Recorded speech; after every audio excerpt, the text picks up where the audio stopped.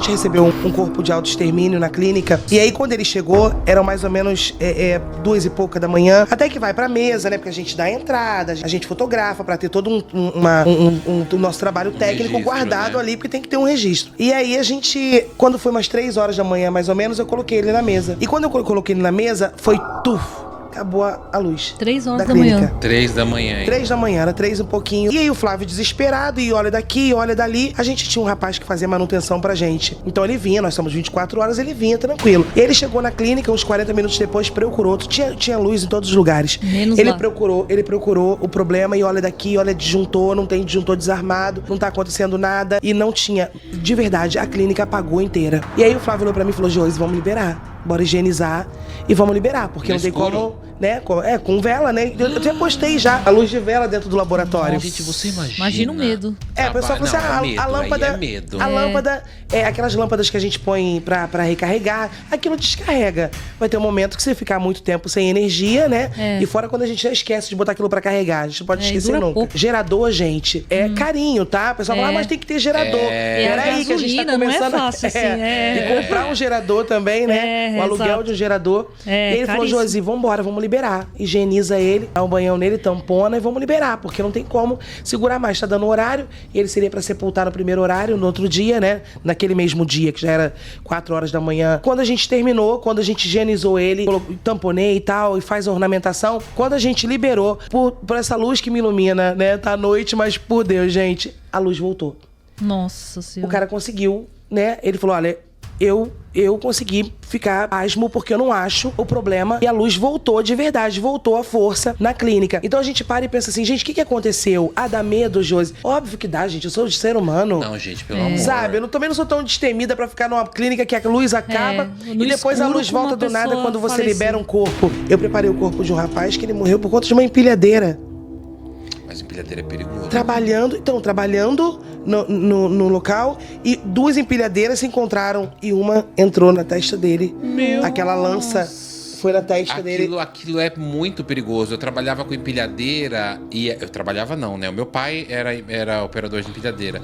Mas quando eu vi empilhadeira, eu saía de perto, porque ela tem duas lanças. Assim, que ela Isso! Então, como tava levantada, foi isso aí. Foi na cabeça dele. Eles não estavam se vendo. Não era pra entrar 2 empilhadeiras no mesmo corredor.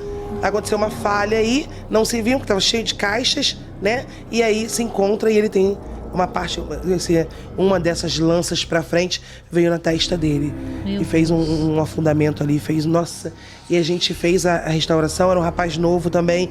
Eu fiquei pensando, eu até então não tinha, né, nunca visto uma pessoa, e nem fiquei sabendo de alguém que faleceu por conta de uma empilhadeira. Hoje, quando eu tô em mercado, esses grandes atacadistas, eu fico Sai morrendo de perto. medo. Num caso de esmagamento, Josi, é caixão lacrado?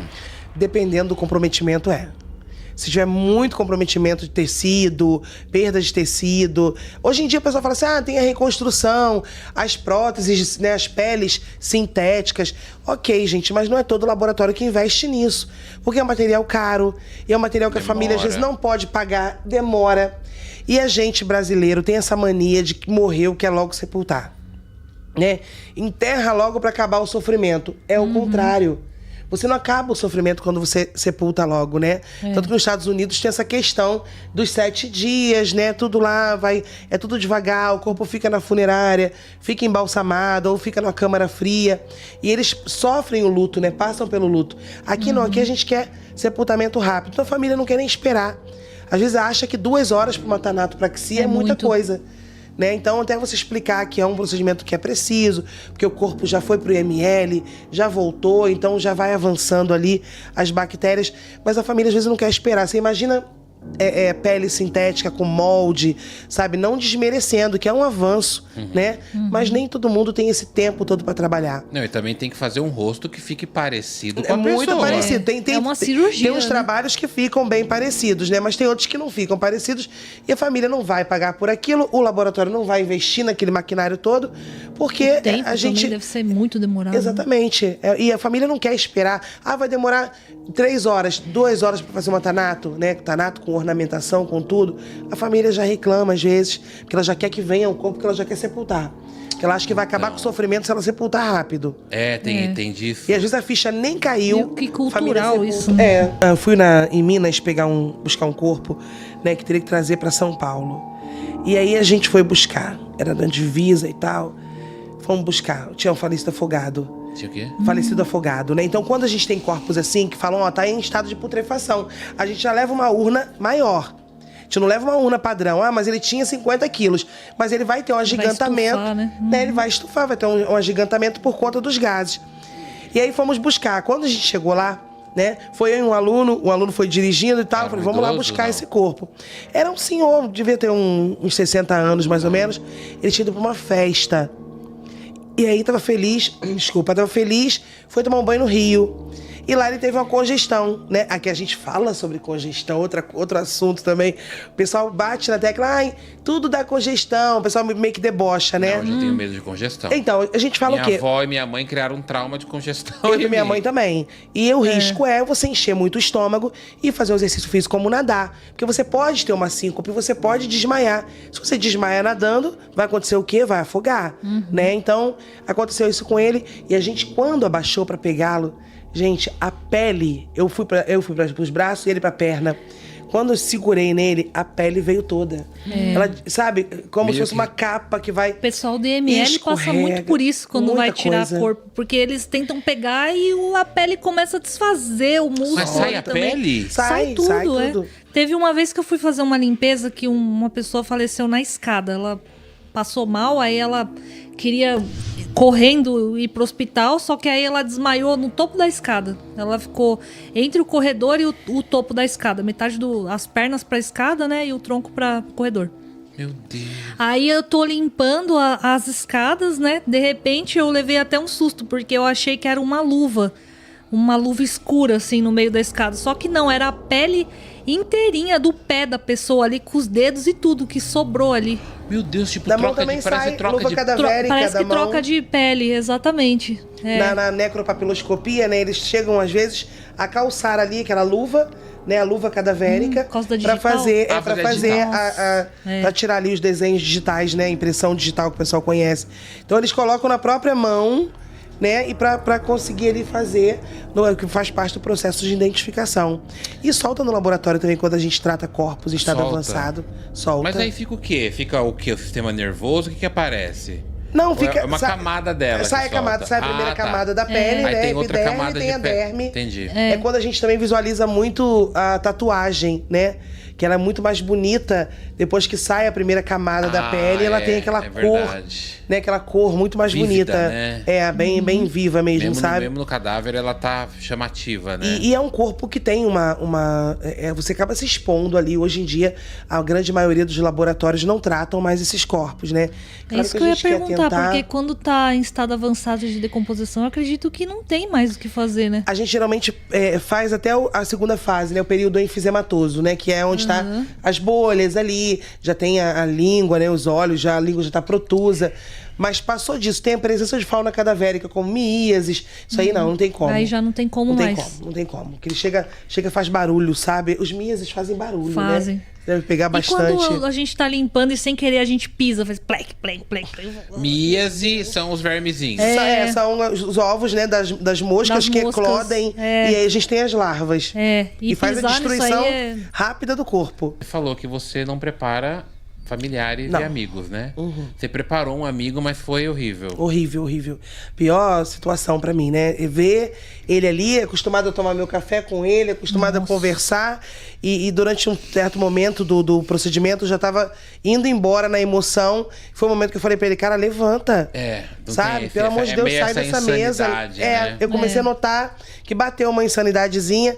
A minha técnica que tava comigo falou, Josi, dá uma segurada, quer sair um pouco. Porque eu falei pra ele, cara, levanta.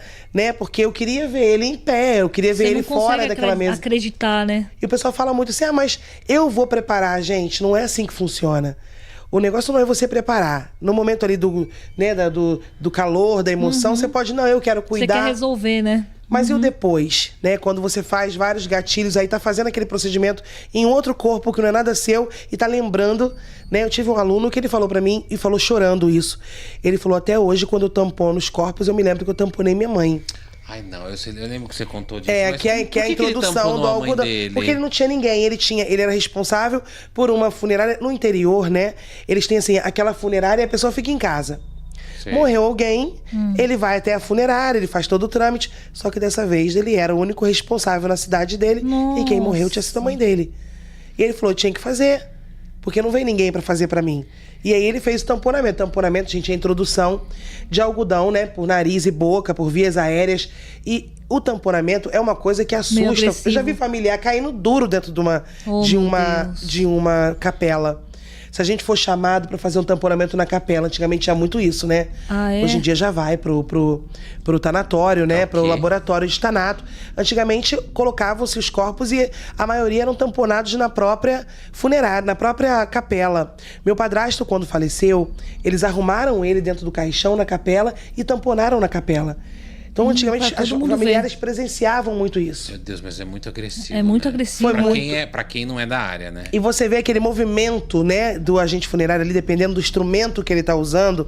Então você vai se assustando. E tem família, já aconteceu de eu ver familiar aprendendo a respiração. Como tem alunos que vão tamponar, aprendem a respiração também. Porque ficam ali confusos com os Imaginando próprios movimentos respiratórios. Como seria ficar sem respirar com. Então, assim, tem familiar que vai ter esse baque, vai desmaiar e vai guardar essa imagem pro resto da vida, porque é uma imagem que causa uma estranheza. Eu sei que é ruim falar como é que é, mas eu tenho curiosidade. O tamponamento, como que ele é? É colocar o algodão pelo nariz, pela boca? Como é que é? Isso, então, o tamponamento a gente começa a tamponar pela boca, né? A gente faz esse preenchimento, né, de traqueia e vai preenchendo e a gente usa um instrumento que ele faz ali, ele tem a forma anatômica, né? Então, geralmente é um afastador de mandíbula ou uma hemostática, uma pinça hemostática curva e a gente vai introduzindo. Ah, Pela mas boca. quanto cabe? Eu tenho pode ser superstição, eu meço o tamanho da pessoa. E é o que vai ali de algodão nesse tamponamento. O quê? Até o vai- tronco ou até dela, mais. até mais ou menos até a altura do estômago. Não, o tamponamento ele vem mesmo na traqueia, né? Ele vai fazer todo esse trabalho, né? Vai vir. E depois eu venho pelo nariz. Tanto que quando a gente sabe que tá pronto, que tá bom, a gente aperta aqui. Apertou, tá Sentiu durinho. o algodão aqui. Tá durinho, sentiu o algodão sem deformar o rostinho, porque se for colocando muito, vai deformar, né? Tem colegas que que não incha o sabem pescoço, tamponar. né? Ah. A pessoa fica entufada. Assim, ó. É igual quando é vozinha. Você vê que a vozinha tem a boquinha murcha. Sabe aquela boquinha murchinha? De velhinha, Queixinho né? grandinho. E aquela boquinha... E a pessoa vai lá e algodão. Quando chega no velório, a família fala, pelo amor de Deus, vem reconhecível a alguém aqui, porque minha mãe tá assim. Tadinha. Então Tipo inchada, né? É, porque tem que ter tem que ter um feeling aí, olhar ali a estrutura do rosto da pessoa, sabe? Falar, não, ela tinha um queixinho. Então, essa introdução de algodão a gente faz com um instrumento específico, né? E é muito algodão. Por quê? Pra gente evitar que haja qualquer tipo de extravasamento. E esse algodão nunca fica à mostra, né? Não. Antigamente ficava, né? Aquele... Ficava demais. Zé do Caixão, quando eu via isso aparecia com Aqui, ó, o né? algodão pro lado de fora, o algodão pro lado de fora. Então, aquilo ali era terrível. Era terrível. Era terrível. Porque você chega num velório, você olha aquilo... Acho que é por isso que muita gente tem medo até hoje, né? Não, Porque isso fica pra mim uma Aquele coisa meio algodão do lado de mórbida, né? fora. Então, hoje o tamponamento é uma coisa estética. A gente faz... Tanto que tem família que fala, não colocou algodão nele. Ele tá sem algodão, não, senhora, tá tamponado, mas tá tamponado de uma forma estética, onde o algodão não fica à mostra. Que bom né? que isso evoluiu, né? E tem gente que fala que não quer, que quer ser sepultado sem algodão. E aí tem que ser sem? Mas e aí? Se o corpo Não tiver tem como. Se passou pela tanato, né? Mesmo passando pela tanato, a gente tampona por quê? Porque os fluidos que a gente usa são à base de gases. Então, se a gente não tampona as vias aéreas, depois o corpo pode ficar ainda durante horas exalando esses gases que são tóxicos, né? E aí a gente explica pra família, olha, pode acontecer um extravasamento e vocês terem que sepultar essa pessoa rapidamente. Porque hoje, qualquer coisa que aconteça de anormal dentro de uma capela, de um cemitério, como odor, como extravasamento Quando de você fala líquido... capela é velório. No velório, Aqui vocês conhecem como velório, né? É. E odor, né? Um mau odor. Porque a gente sempre fala, né? Cadáver não fede. Ele exala um odor desagradável. A gente tem que ter cuidado até nisso. né? Pra falar com a família, olha, ele tá fedendo. Não, quem tá fedendo é você que tá louco aí falando besteira. É uma falta de respeito com a boca tá família. fedendo. Diarreia verbal, incontinência verbal. Então, assim, a gente tem que ter todo esse cuidado, né? Exatamente. E hoje, se a administração do cemitério souber, ó, tem um corpo ali na capela tal que tá com mau cheiro, tá com odor tem desagradável. tanto cemitério irregular, Lacra né, na hora. Josi? Que a gente vê por aí nos vídeos do TikTok, principalmente, que a gente vê literalmente o fluido corporal vazando. Sim, assim, o necrochorume. O necrochorume O no Coveira em cemitério. Ação postou esses dias, meu amigo. Postou esses dias. Ele é do Rio? Não, ele não é do Rio, não. Ele não é do Rio, não. Tem um do Rio que eu quero trazer aqui, do Coveiro.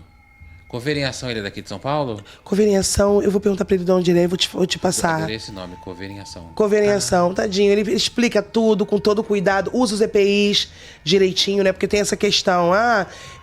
Eu fui em tal lugar e o sepultador não estava usando EPI. Eu até explico sobre isso.